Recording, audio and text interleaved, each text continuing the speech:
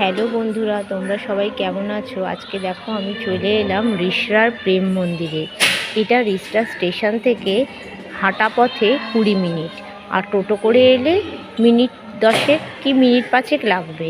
আর এই যে এটা দেখো প্রেম মন্দির ঘাট, আর এই গঙ্গার উল্টো দিকটাই হচ্ছে তোমার খড়দা শ্যামসুন্দর মন্দির। আর এই মন্দির প্রতিষ্ঠিত হয় 1340 সালে।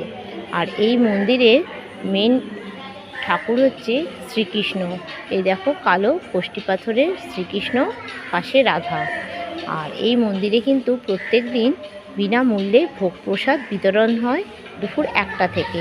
আর নানা রকম জনকল্যাণমূলক কাজকর্মও হয়। তাহলে তোমরা একদিন চটপট এসে ঘুরে যাও। আর আমার ভিডিওটা কেমন লাগছে অবশ্যই ভালো লাগলে লাইক, শেয়ার, সাবস্ক্রাইব। তাহলে আজ এই পর্যন্তই, আসি, পরে আবার দেখা হবে।